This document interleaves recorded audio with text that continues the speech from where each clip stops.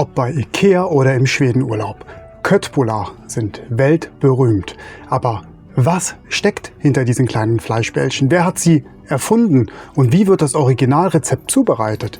Das erfahrt ihr heute bei mir.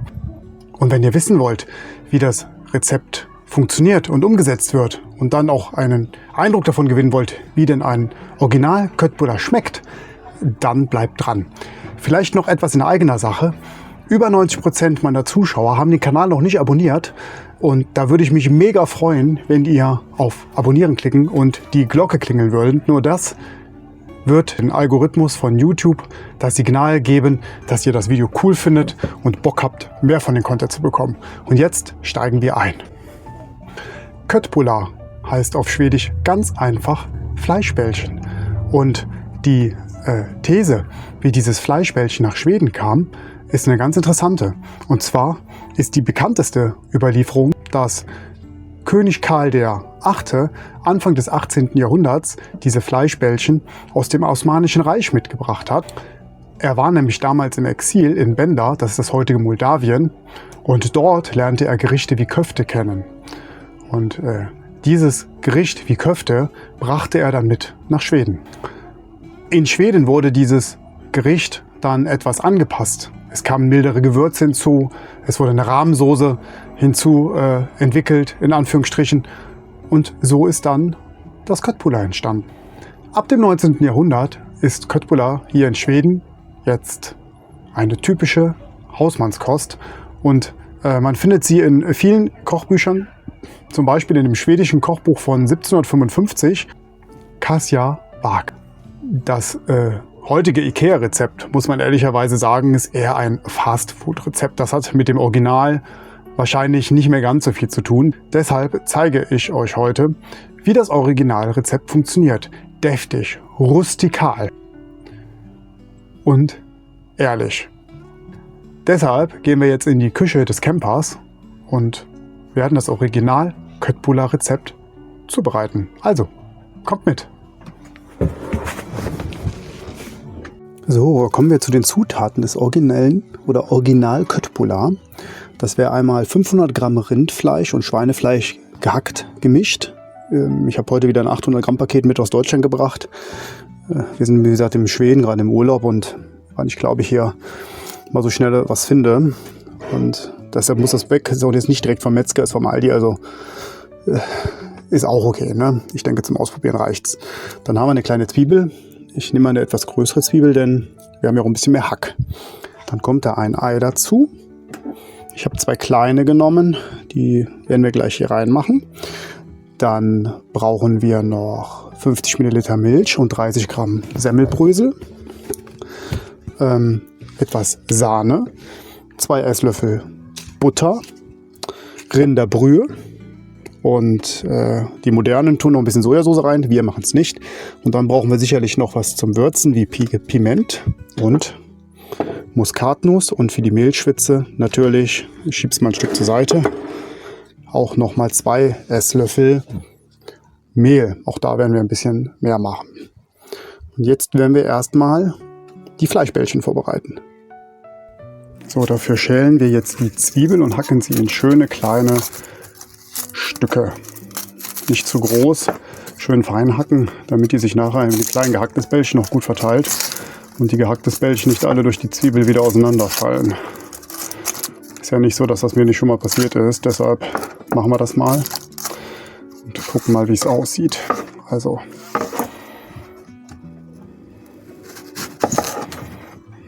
wer hier so ein paar blaue Stellen noch auf dem Hackbrett sieht, könnt ihr gerade raten, was es hier gab. Wir sind in Schweden. Dementsprechend gab es frische Blaubeeren gestern. Und die leere Packung von den Blaubeeren hat mein Sohn in das Spülbecken gelegt. Und da ist da tatsächlich was von dem Blaubeersaft noch rausgelaufen. Und auf das Holzbrettchen.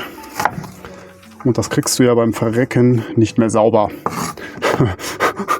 Aber das ist die Realität. So ist das. Aber wie ihr wisst, auf Plastikbrettchen stehe ich nicht so. Da gibt immer so viel Mikroplastik, Abrieb, das im Essen drin ist. Das kann man in Ausnahmefällen sicherlich mal machen. Aber Das sollte nicht die Realität werden. Oder die Regel, besser gesagt. Entschuldigung. Denken und Reden ist immer ein bisschen schwierig. So, gut. Wenn wir die Zwiebel jetzt fein gehackt haben, dann müssen wir sie glasig dünsten. Ich mal hier rüber zu nehmen. Und dazu kommt die jetzt hier in den Topf und werden glasig gemacht, glasig gedünstet. So, dann nehmen wir die direkt mal mit. Das ist alles ein bisschen schwierig heute, denn wie gesagt, wir sind ja im Urlaub und der Camper, der ist relativ eng. Gut, während die jetzt ein bisschen glasig dünsten und danach noch ein bisschen abkühlen müssen, mischen wir das Hackfleisch schon mal mit der Milch, den Semmelbrösel, den Eiern und den Gewürzen. Und dann hoffe ich, dass die Zwiebeln auch schon gut sind, um sie ja, hier mit unterzumischen. Nummer 1, wie gesagt, wir haben ein bisschen mehr Hackfleisch, dann nehmen wir deshalb auch ein bisschen mehr reingefallen. Nehmen wir auch ein bisschen mehr von den anderen Zutaten, wie den Eiern. So, jetzt müssen da 30 Gramm Semmelbrösel rein. Da versuchen wir jetzt mal aus der Hand grob abzuschätzen. Das ist jetzt, wir haben jetzt hier keine Küchenwaage dabei. Gruß geht raus an den Kollegen, der das schon festgestellt hat, dass ich auch mal mit einer Küchenwaage abwiege. Und die es im Mittelalter ja nicht gab. Wir versuchen es auch mal aus der Hand. So, jetzt kommt da noch ein bisschen Gewürze dran, wie Salz, Pfeffer, Muskatnuss. Also ein bisschen Salz. Dann noch ein bisschen Pfeffer. Heute ist keine Mühle dabei, sondern aus dem Pfefferstreuer. Muskatnuss. Da ein bisschen vorsichtig sein, denn die Muskatnuss hat ja einen sehr intensiven Geschmack und ich weiß nicht, ob ihr das mögt. Da machen wir ein bisschen was rein, aber nicht zu viel. Kommt auch schlecht raus, die wissen schon warum. Und noch ein kleines bisschen Piment. Hiervon auch nicht zu viel nehmen. So. So, die Zwiebeln sind jetzt auch kalt. Dann schön glasig und die sehen richtig gut aus. Die machen wir jetzt noch dazu. Und dann haben wir noch die Milch vergessen. Die holen wir jetzt auch. Da haben wir jetzt auch nichts zum Abmessen dabei. Das heißt, das wird so ein Schwupp aus der Hand. Gucken wir mal. Könnt ihr mal raten, ob das 50 Milliliter waren oder was da jetzt rauskommt. Ich denke mal, das reicht so ungefähr. Und das werden wir jetzt mit echter Handarbeit zu einer schönen Masse verkneten.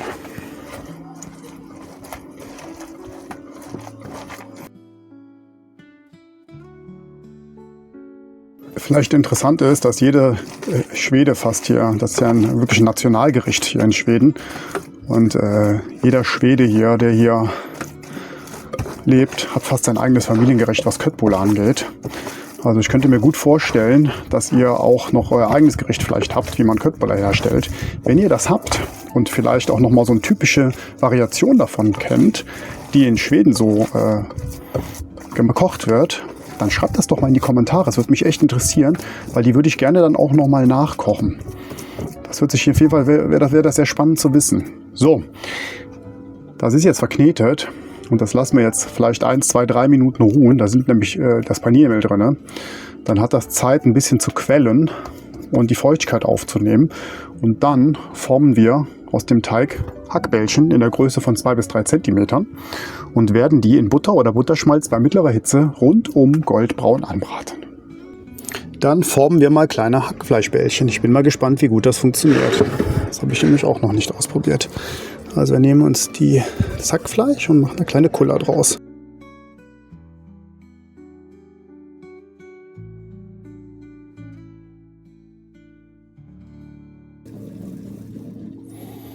So, nachdem die Hackfleischbällchen jetzt fertig sind, geht es auch direkt in die Pfanne damit. So, wie ihr wisst, bin ich kein Profikoch und ihr seid live dabei, wenn es schief geht oder auch nicht. Ich habe mir gerade überlegt, ich mache die Köttbullar alle in die Pfanne, auch wenn das vielleicht ein bisschen viel ist, aber da bin ich jetzt ein bisschen faul, denn ich spekuliere darauf, dass die Qualität von dem Fleisch vom Aldi jetzt wahrscheinlich nicht so geil sein wird und dass da noch einiges an Wasser rausgehen wird. Und dann werden die zusammenschrumpfen und dann sollte es wieder passen. Falls dem nicht so sein sollte, seid ihr wieder live dabei, wenn auch mal was in die Hose geht. Ihr wisst ja, ihr kriegt ihr ehrlichen Content und nicht jemanden, der die Gerichte schon 50 Mal vorher gekocht hat und 100% weiß, wie es funktioniert, sondern wir probieren hier immer was Neues aus. Und dazu gehört es auch mal, dass was schief geht. So, während die gehacktes Bällchen jetzt vor sich hin brutzeln, vielleicht ein paar Fakten zum Köttbullar. Also das erste ist, Köttbulle bedeutet wirklich Fleischkugel. Kött steht für Fleisch und Bulle oder Bulle, ich hoffe, ich spreche es richtig aus, man möge es mir verzeihen, für Kugel. Wie quasi bei Zimtschnecken, Kanelbullar. Also ganz interessant, jetzt wisst ihr auch, wo es herkommt und ich auch. So, der zweite Fakt, Karl VII. Brachte nicht nur Köttbullar aus dem Osmanischen Reich mit, sondern auch Kaffee und Krautsalat. Fakt Nummer 3. Die erstliche schriftliche Erwähnung von Köttbullar findet sich 1755 in einem schwedischen Kochbuch von Kajsa Wag, eine Art Jamie Oliver des 18. Jahrhunderts. Wenn ihr wisst, wo ich dieses Buch bekomme, sagt mir mal Bescheid. Es wäre ja mal ganz cool, da reinzuschauen. Fakt Nummer 4. In Schweden isst man Köttbullar traditionell mit Messer und Gabel, nie als Streetfood oder auf der Hand. Fakt Nummer 5. IKEA hatte 2018 eine Foodkrise.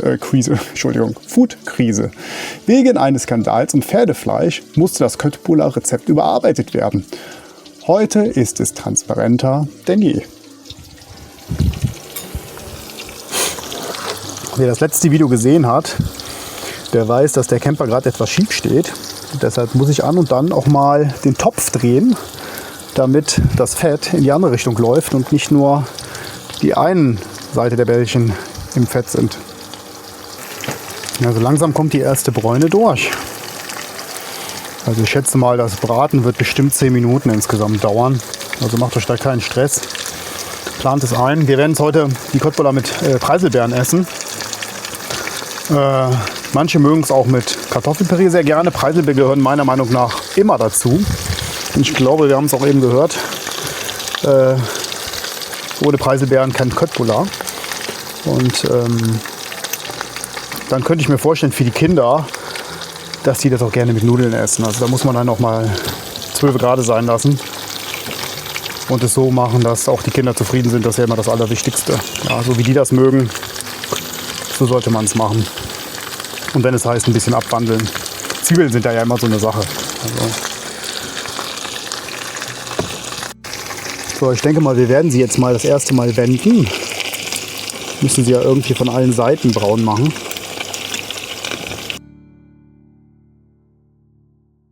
Ja, die in der Mitte sehen oben schon schön braun aus, aber wir wollen ja alle irgendwo braun bekommen. So, aber es scheint so ein bisschen aufzugehen. Es hat sich eine ganze Menge Flüssigkeit gebildet. Es ist halt so, ich weiß noch nicht, wie die Industrie das macht, dass da immer so viel Wasser dann aus Fleisch rauskommt, aber immer wieder bemerkenswert. Aber okay, es wird doch so funktionieren. Ne? So, ich denke mal, die mittleren können wir auch schon mal auf die Seite drehen. Die sollen ja von allen Seiten schön braun werden und knusprig. Ich denke, das können wir schon mal machen. Dann seht ihr, wie klein die teilweise geworden sind. Das ist der Hammer. Also das zum Thema. Ich hatte erst Angst, dass die zu groß sind, die ich da gemacht habe. Die Klötzchen, die kleinen Bremsklötze. Also die Köttbullar, Entschuldigung. Falls ein Schwede zuguckt, bitte verzeiht mir das. Sie sind super lecker bestimmt. Aber sie laufen hier, das Fleisch läuft da wirklich ziemlich ein. Wahrscheinlich werden wir die gleich in der Mitte schon mal rausnehmen können. Und werden die äußeren dann in die Mitte noch mal schieben müssen. So, die in der Mitte, die holen wir jetzt tatsächlich schon raus. Die sind gut. Das ist hier der Nachbar, der ist heute auch mit Hund da. Der passt gut auf, wie man so schön sagt. Oh, lecker. Ist was Feines. Ah, der kann noch ein bisschen hier, aber die... Ah, der auch noch ein kleines bisschen und danach tauschen wir hier und bringen die von außen mal in die Mitte.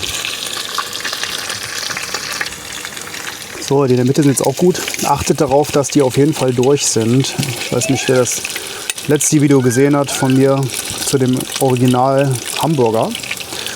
Der hat den Hintergrund dazu bekommen. Also wie gesagt, der Gehacktes hat in den USA tatsächlich mal zu einen massiven Lebensmittelskandal geführt. Wer will, kann sich das auf Netflix mal anschauen. Aber das zeigt wieder, wie wichtig das ist, manche Lebensmittel immer auch komplett durchzubraten. Das ist halt ein Unterschied, ob man über Gehacktes redet oder über ein Steak zum Beispiel, was von außen scharf angebraten ist, die Bakterien aber nicht nach drinnen kommen. Aber bei Gehacktes wird ja alles durcheinander gemacht, durcheinander gemengt. Und da müsst ihr ein bisschen aufpassen.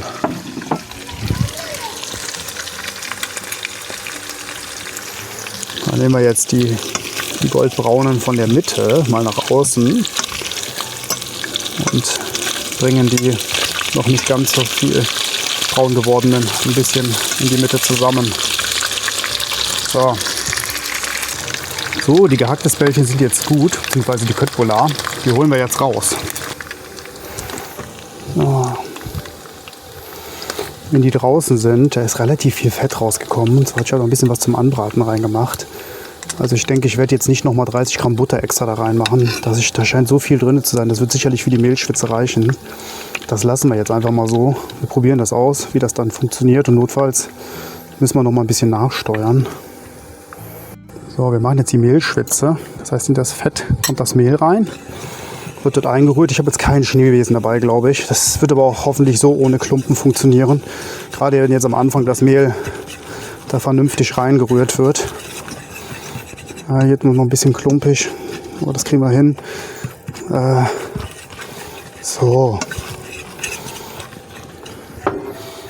Und dann werden wir dann das Mehl, wenn das schön eingerührt ist, die Sahne und die Butter nach und nach hinzugeben, salzen und pfeffern und alles aufkochen. Und dann sollte die Soße auch schon fertig sein. So. Vielleicht zur Info, ich habe doch einen Schneebesen. Irgendwann findet man alles wieder im Camper. So, jetzt geben wir die Rinderbrühe dazu. Und 150 Milliliter Sahne, Entschuldigung. Ja, ungefähr. Und dann lassen wir das schön aufkochen und ein bisschen einkochen. Dann müssen wir ein bisschen die Hitze reduzieren. Ich möchte, dass das zu schnell geht hier. Und dann sollte die Soße auch schon fertig sein. Und wenn das soweit ist, dann können wir die Bällchen da noch mal reingeben und noch mal ein paar Minuten ziehen lassen. Also so 5 würde ich mal vorschlagen. So, die Soße gefällt mir jetzt von der Konsistenz auch eigentlich ganz gut. Was wir noch vergessen haben, ist ein bisschen Salzen und Pfeffern. Ein bisschen sparsam, die Kinder sollen es mögen, also nicht zu viel Pfeffer, vor allem nicht zu viel Salz. Und das machen wir jetzt mal so ein bisschen so. Das müsste eigentlich schon reichen. Das lassen wir jetzt mal so. Dann rühren wir das ein. Also die Soße finde ich ganz gut. Also die ist nicht zu dick, aber die ist jetzt auch nicht so dünn, dass die permanent vom Löffel läuft. Also das sieht eigentlich ganz gut aus. Und da kommen jetzt die Bällchen noch mal rein. Dann müssen die 5 Minuten ziehen und dann richten wir auch schon an. Ups, jetzt ist der Schneebesen drin gelandet. Sollte eigentlich die Bällchen rein. Ja, so ist das halt. Dann müssen wir den noch mal kurz abwaschen. So. Oh, das sieht gut aus. So sieht das Gericht jetzt auf dem Teller aus. Und dann werden wir das jetzt mal verkosten. So, das Köttbullar steht jetzt vor mir. Und wir probieren das jetzt mal. Erstmal ohne Preiselbeermarmelade, sondern nur mit der Soße. Mal gucken.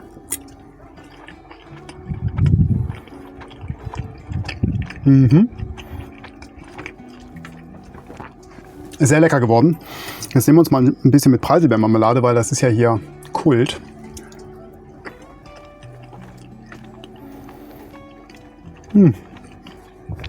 Auch ziemlich gut. Also wer es süßer mag, isst es mit der Preiselbeermarmelade. Sonst schmeckt es auch ziemlich geil. Preiselbeeren sind immer so eine Sache, auch bei Kindern. Aber es ist sehr, sehr lecker. Werde ich auf jeden Fall nochmal kochen. Genauso, gar nicht abgewandelt. Ist ein schönes Rezept. Einfach mal schnell zwischendurch oder mal zum Wochenende. Coole Sache. Also, wenn euch der Kanal gefallen hat und ihr weiteren Content haben wollt von historischen Gerichten, Gerichten aus dem Mittelalter, alles mal original nachgekocht, vorher nie ausprobiert, mit allen, was dazu gehört. Also geht doch mal was schief, mal funktioniert vielleicht auch mal was nicht. Aber ehrlicher Content, wenn ihr euch das gefällt, dann abonniert den Channel und wir sehen uns nächste Woche. Macht's gut. Bye.